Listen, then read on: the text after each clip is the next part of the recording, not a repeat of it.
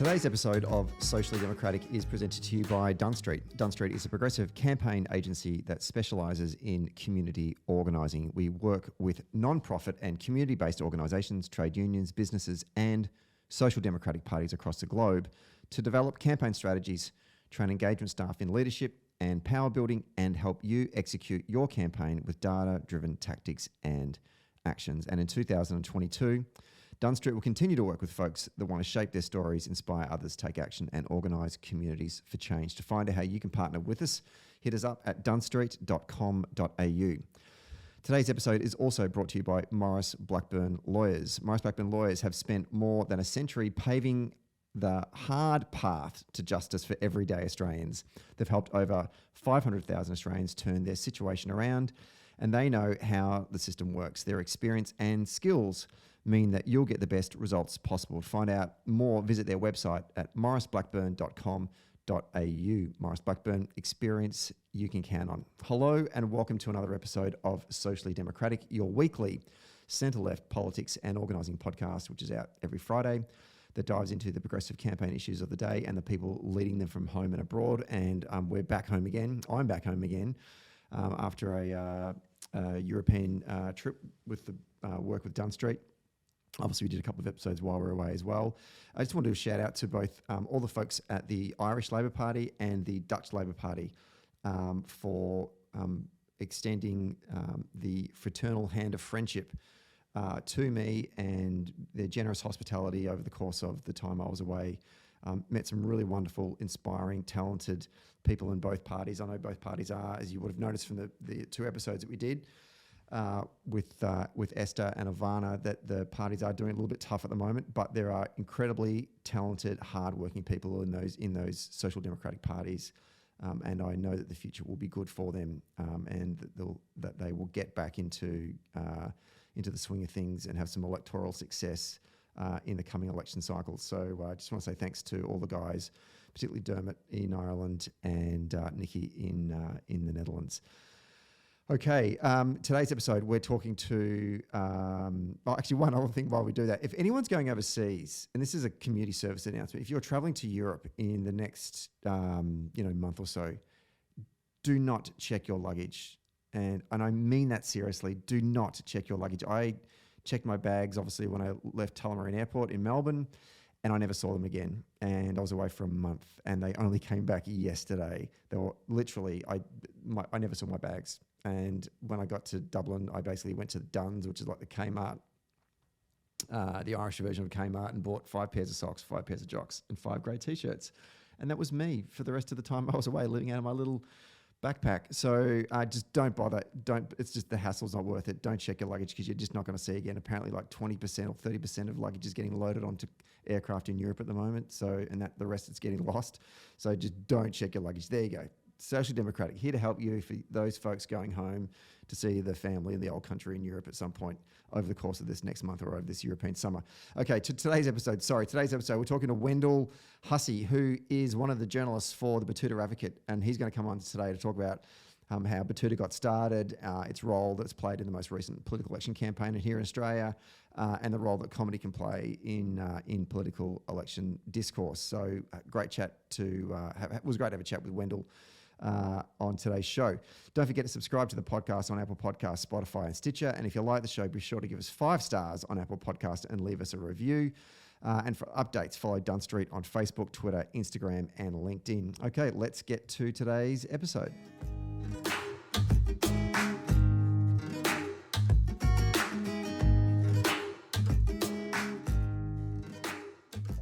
Okay, we're taping this one on a Wednesday morning on the land of the Wurundjeri people on a very cold Wednesday morning. I think it's 2 degrees in Melbourne right now.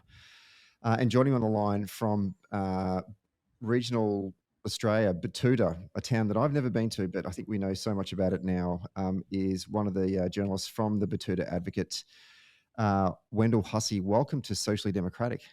Great to be here. Thanks for having me, Stephen. Yeah, it's a thriving metropolis out here. A lot of people haven't been. A lot of people have heard of it, and they might send photos while they're passing through, but they really only get the outskirts of town where you don't see too much. You got to come in. There's all sorts of stuff going on. So yeah, it's a really good place. I'd recommend it. We'd love to have you up, Stephen. We'll take you out on the tiles when you come up here. And but on the winter thing, bites. It really bites up here. Different kind of cold. It's that piercing, just bitter stuff up here. So it's freezing. But look, things are warming back up in terms of politics. So we're keen to get into the year ahead. Fantastic. Now, give us the backstory of the Betoota Advocate. What was the genesis behind the idea? I mean, I'm from regional Victoria, grew up in country Victoria, and I can assure you the Warragul Gazette is not getting the readership that the Betoota Advocate is these days. What was the what's the genesis behind the idea of setting up the paper? Well, I think maybe they should call the Prime Minister a fuckwit more often, or they should say that kind of stuff. I mean, really, we've got a long and storied history out here. Clancy Overall, the editor, he's probably 5th or 6th generation Overall who's run the newspaper.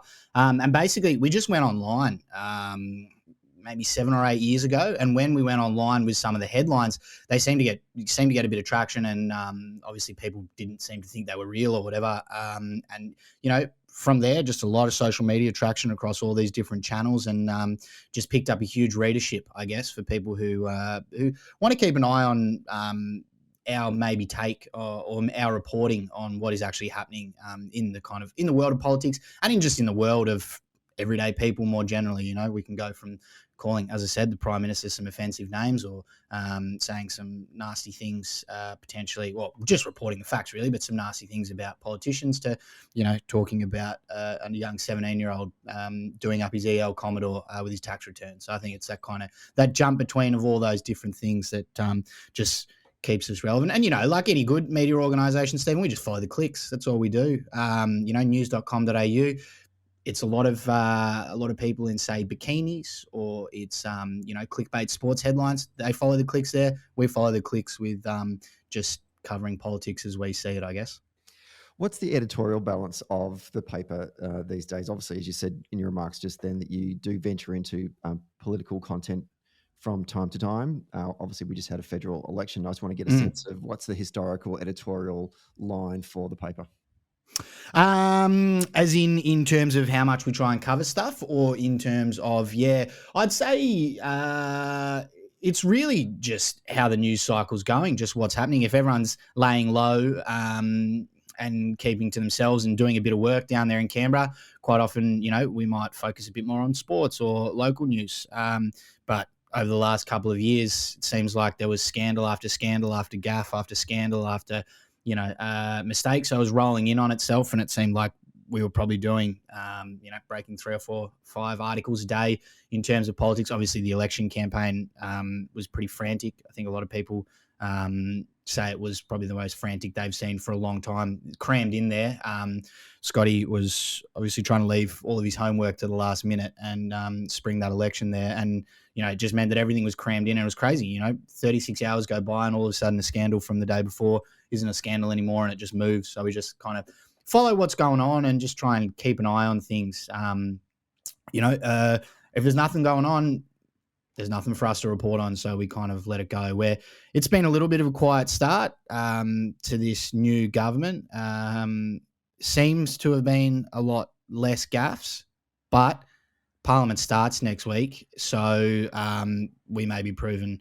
We're not proven wrong. We may be ready to go pretty early. I'm sure they'll start eating themselves from the inside. The Labor Party, they don't look like they're particularly interested in working with the crossbench, even though one in a third of Australians voted for independents or minor parties. Labor Party's decided to slash all their staffing allowance and give them the big finger to start off negotiations there. So, we've seen from this last election that people want change and they want different voices, and the government doesn't seem to be that keen to listen to those voices. So, as we said, editorially, there might be a lot of stuff coming up over the next few weeks, and get back rolling with a lot more of that political content that we had, say, a few months ago. Let's talk about the election campaign that just happened a couple of months ago. You launched a podcast during it called Decode. What was the aim of Decode? The aim of Decode was just to just to break down politics and talk about politics the way a lot of people kind of see it and talk about it outside of more traditional media outlets. A lot of the stuff that's kind of written and done on politics comes from the same buildings, from the same people who come particularly from the same walk of life as well. So we just thought there's a lot of people out there who've either tuned out because they just go, oh, it's all bullshit, or they never really tuned in because it was all just a little bit too hard to buy into, or stuff gets muddled, like all these sorts of stories that get run through, and there's quite often not a lot of explaining of why actually this story means something or why this is important. You hear big kind of phrases and different abbreviations for things without ever taking the time to slow down and go, this is what this is about, and this is why this is important because as our readership has shown, we've got a couple of million followers across different channels. People do care about this stuff and people are interested in this stuff. And if there's a different way to kind of report on it and talk about it, which we think we can try and do, then we'll try and do it to, basically talk about politics, break down politics for a different audience. For people who may not be interested or maybe who want something a little bit different, we're covering what was happening in the world of politics in just a more kind of relaxed fashion. We're jumping on Reddit and doing some Q&As, which was a bit of fun because people were asking all sorts of questions that they don't normally get an opportunity to ask, and asking funny questions as well. A few trolls, obviously, understandably, on the big wide world of the internet, but that was okay. And yeah, talking to different politicians and just doing all that sort of stuff. So it was good to kind of tune in and get in all that and just provide a bit of a different coverage for it, which we'll continue doing over the next little while. Obviously won't be as ramped up as it was leading into a frantic election campaign where that dominated the news cycle, but we'll still keep chugging away, and we'll still keep trying to cover what's happening and break it down and talk about what's going on.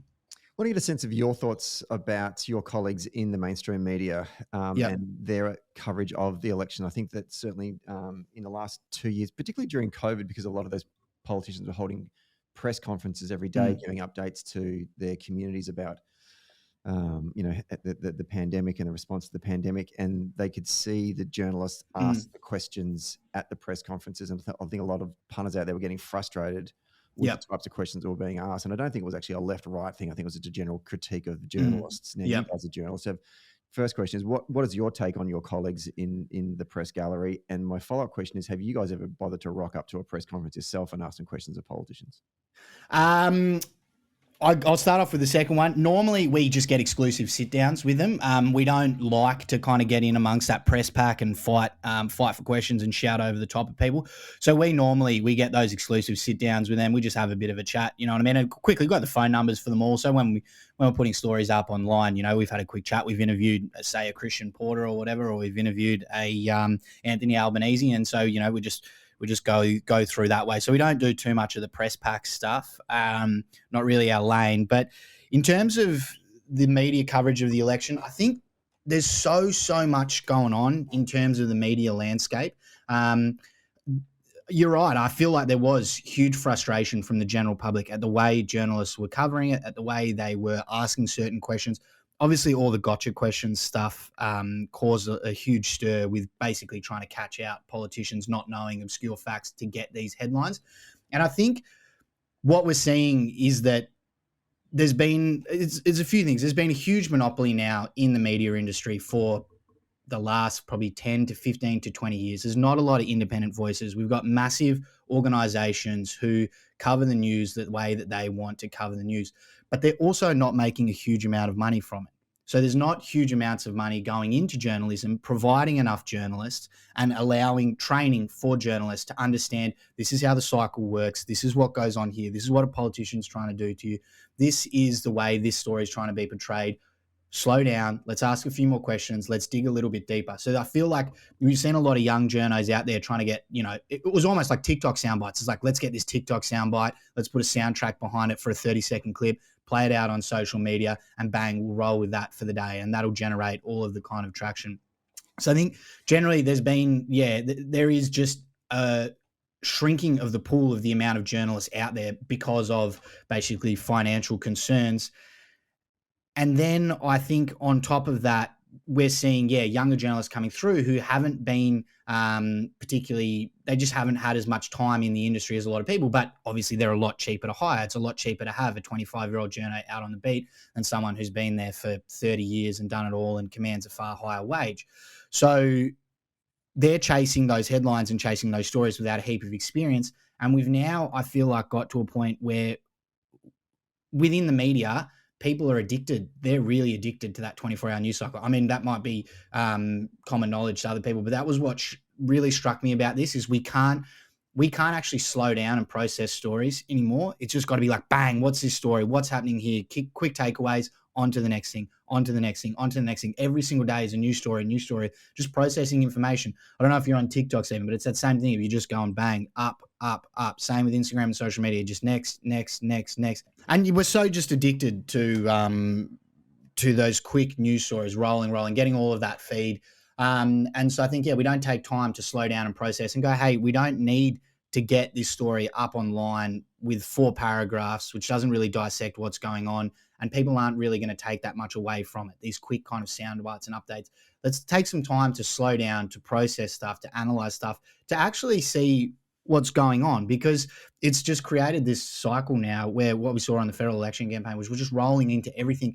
But what did we really even talk about over the course of that 6 weeks? What were the major issues that really defined what each party stood for, other than what it looked like to me was a rolling of gaffes and scandals in terms of the former government, rolling of gaffes and scandals. We saw mismanagement, disappearing during natural disasters, all this sort of stuff, constant gaffes, constant fuck ups. But in terms of what was actually put forward by the Labor Party, there was going to be some action on climate change. Fantastic. Not strong enough action from a lot of accounts. Bit of a federal ICAC, and not too much else, really. I didn't see that people were talking about. It felt like we got lost and we got caught in just trying to just make this thing as fast-paced and as exciting as possible. And I think the general public missed out on substance of talking about issues that can define our future and can set our country up going forward. It's an interesting point you raised there, because I found that with a bit of distance now between the campaign, and as you were talking about, what did we learn from the campaign itself? Over the 6 weeks, if I could summarize each week, starting from the first week all the way up until D-Day, the first week was dominated by the gaffe from Anthony Albanese. Yep. Second week was dominated by Albo was then on COVID leave, and was sort of Labor righting their ship with some of people like Jason Clare stepping up. Yep. The third week, I think, was the debate. Yep. Fourth week was then the second debate, which was the one on Channel 9, which was an absolute clusterfuck. It was insane. That dominated the next 4 days of conversation because it was so bad. Yeah, I love that all of their numbers went down, so they just said it was a 50-50 split. I mean, we talked about this on the show during the actual podcast, during the podcast leading up to the election. I mean, there was so many things that went wrong with that that debate, not just the actual debate itself, but then the counting of the tallying of the votes and the commentary and all that kind of stuff. So, and then the final week was just kind of like the ship, both parties kind of riding the ship and riding up to election day. Then there was election day. It was to that point that you made. What did we learn about the two parties coming out of it? I thought that, and the other thing I thought about the media where they made a mistake was they spent a lot of time talking about themselves. Yes. And Yes, I reckon you're right, Steve. Yeah, there was a lot of time talking about themselves and their process and defending their process and defending their opinions. And I get the sense from a lot of journalists, they have to know what's happening and they have to make predictions as well. They really, really enjoy making predictions, and they enjoy trying to just talk about those predictions and talk about their perspective and it does at times come across like certain agendas or certain perspectives are being pushed. Obviously said it's an underfunded sector, which basically is just frantically trying to keep afloat in terms of generating revenue from a lot of different sources. Obviously ABC and SBS is different, but from those larger mainstream media organizations, it's just frantically trying to keep afloat and getting caught up in their own stuff rather than focusing on basically providing a public service or a service to the people, which is covering the elections, covering politics, holding politicians to account, holding the people in power who run our country, make our laws, and dictate the way we live to account, and making sure that they're doing the best job possible. And when you're talking about yourself, you're probably not doing that, are you? I'm interested in getting your thoughts, given that you're a regional paper, your take on the National Party these days. How do you think they're going these days, given that they are meant to be representing rural and regional Australians? Yeah, well, look, Barnaby reckons that National Party are going great guns. He takes no responsibility for what happened to his coalition colleagues in the city in what was pretty much a bloodbath, which, various reasons for that. But Barnaby says that's nothing to do with the Nationals. The Nationals are an interesting one. As you said, they're supposed to represent, regional and rural Australians and, advocate for them the best that they can. Sometimes it feels like, other than something like a dam, talking about dams, because that really, they feel like that hits the spot. Other than dams, it doesn't seem like you hear a whole lot from the National Party. For example, we've got foot and mouth disease in Bali, potential of that coming to Australia. And, there are estimates, which I think they're a bit inflated, but there are estimates that it could be, $50 to $60 billion worth of damage if foot and mouth were to reach our shores. Haven't really heard anything from the Nationals on that. Similar to, mice plagues and droughts, it seems to be they wait for something to happen and then they go, oh, shit, what are we going to do about this? So, for me, just looking at the Nats, one of the big things is I just don't know about work ethic. I'm sure they're working and I'm sure they're doing stuff, but on really important issues, it doesn't seem to me that they've got their finger on the pulse and they're really working and helping regional Australians. Just two things I wanted to say on that. You've got the National Farmers Federation have come out previously and said in regards to climate change, they want a carrot, not a stick. So why isn't the National Party going, okay, what we can see here is a huge opportunity to create basically stimulus for primary producers, for farmers to go, here's some carrots, here's some incentives to make your businesses greener, to basically future-proof your farms. Because farmers, any farmer can tell you that they're feeling the effects of it, whether they believe, or whether they buy in too much to the various different scientific analysis, they can all see that stuff is changing for them. And they need some help with that and they want some help with that. And this is an opportunity for the National Party to say, yeah, here's your carrot. We can help you. We're going to provide you with opportunities to transition to basically future-proof businesses.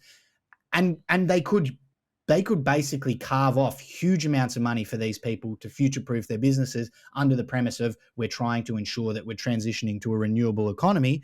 And they're not doing that, because they're caught up in the culture wars stuff. Matt Canavan's brother has a coal mine, the connections to Gina Reinhart, the connections to Clive Palmer, all that sort of stuff. So it seems like there has been a little bit of self-interest caught up in terms of what they're actually doing for regional and rural Australians. The other thing as well, I just want to say on the Nats is sometimes Barnaby Joyce and the like, they really lean into regional Australians are farmers, but a lot of these various different centres, all of these little country towns, there's not an overwhelming majority of the population that's farmers. There's heaps of people that work in supermarkets. There's heaps of people that work in town. Not every single National Party voter is a cocky who lives out on the farm and runs a few thousand head. And so I think sometimes they forget that as well. They forget that they should just be advocating for these regional centres, other than simply putting in a skate park.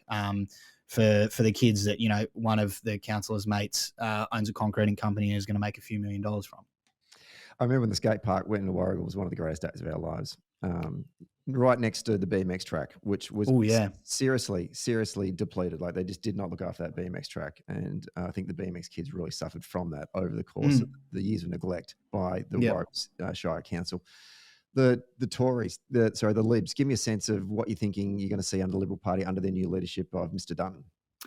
Yeah, see, this is an interesting one because from a lot of accounts, it seems like the general public turned away from the Liberal Party. And you look at what were some of the factors of that: mismanagement of the pandemic, lack of accountability, strong, like leaning into the culture wars stuff with really strong positions on certain things, trying to muddy stuff up in the culture wars. Why do you reckon he did that? That was a big risk, I thought. I think it was a massive risk, but I think it had kind of worked for them in the past.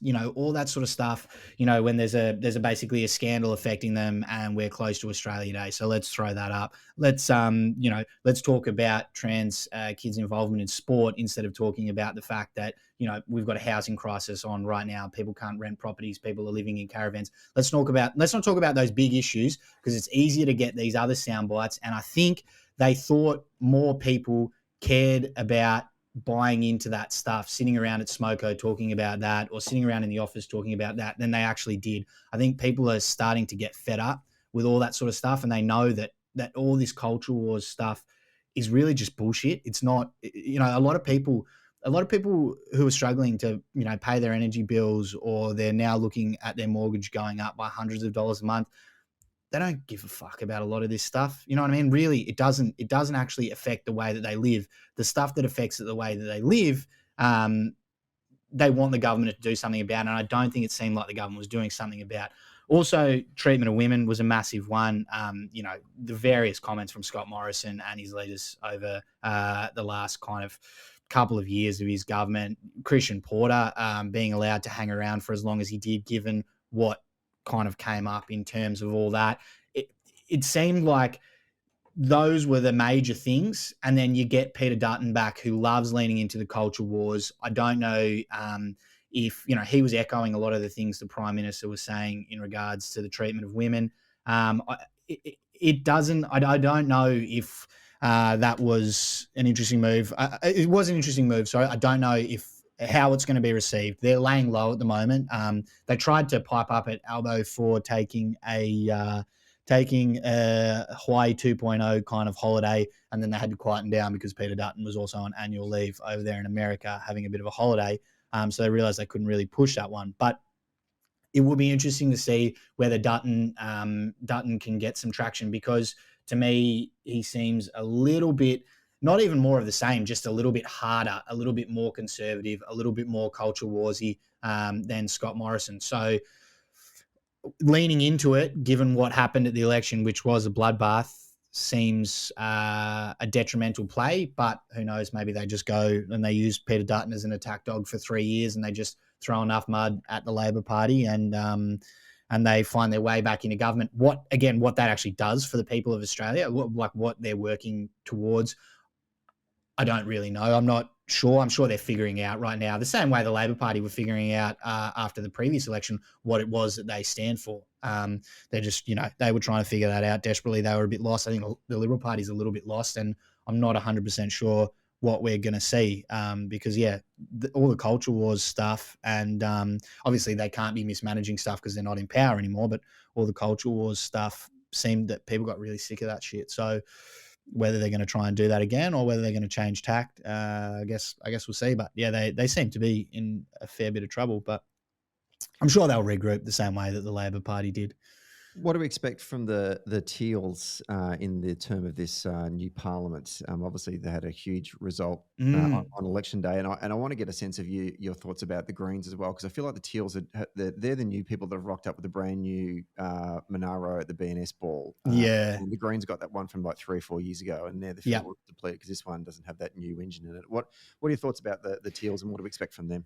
Yeah, the Teals, they've got a brand spanking new Akubra on. Has not seen really too much weather, hasn't seen any beer on it, anything like that. So it will be really interesting to see what we can expect there, because the two major policies they ran on were integrity, ensuring that there's transparency in an integrity commission, and climate change. And right now, the Greens and the Labor Party look like they're striking a deal to get this emissions reduction bill in for, it looks like it's going to be 43% by 2030 reduction. If that goes, then we're looking at a federal ICAC, and that looks like it's also going to get up as well. So then what is the position of the Teals? We saw a Teal bath at the election. We had so many of these Teals coming into Parliament, earning a voice, earning a responsibility. It's going to be interesting to see what happens there, because yes, they are. There is something binding them together, but are they going to work as a unit? Are they going to work as individuals?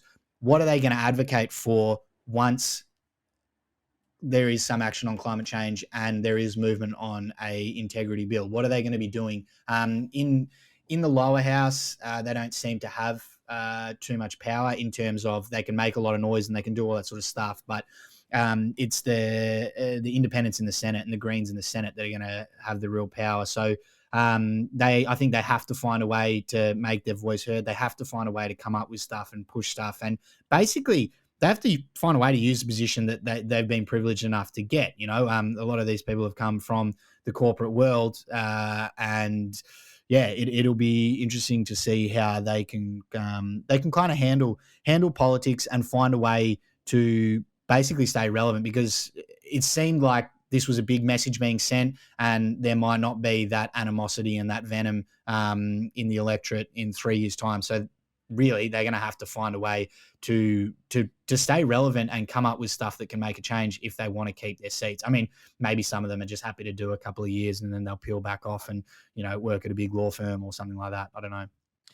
Changing tack slightly, but also respecting the fact that you are a serious news outlet. But if I could get your thoughts on the role that comedy plays in the political discourse. And I was thinking about this question during the week and thinking back to, I guess, the history of Australian comedy in that political discourse. Like in the United States, the TV industry has a strong culture of late night variety shows that have a strong left leaning, and both in the audience and also the people running the hosting the shows.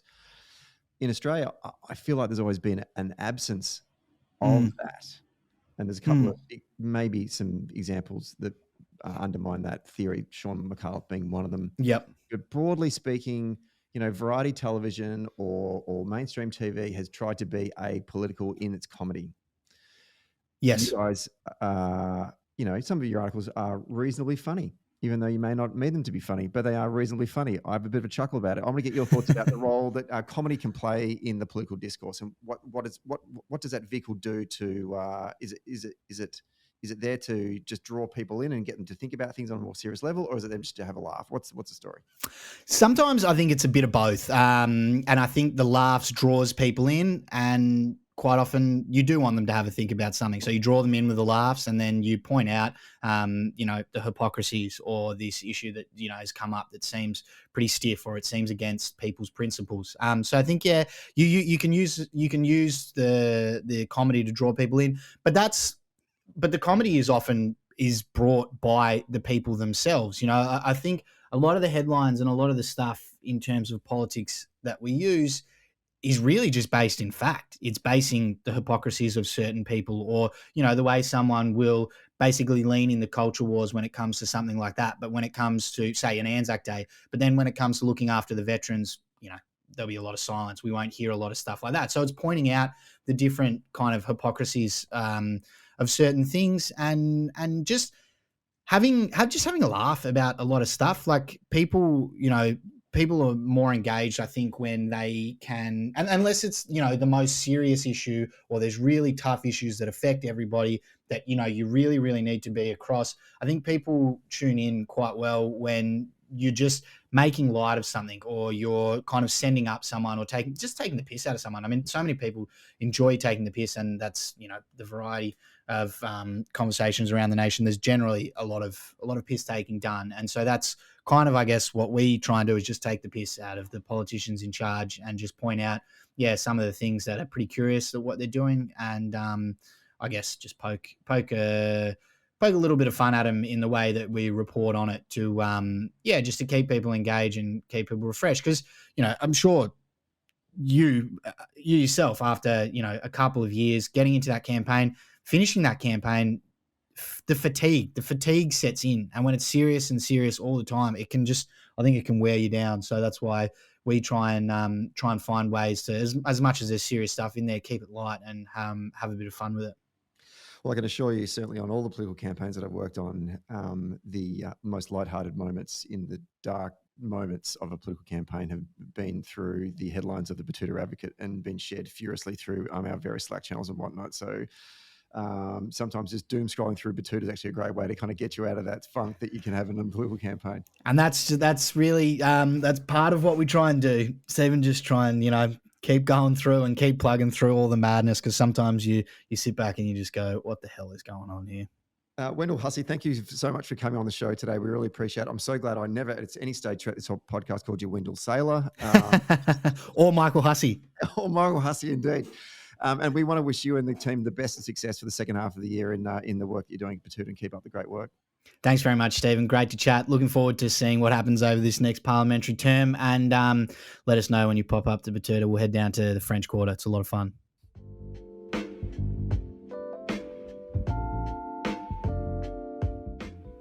Hey there.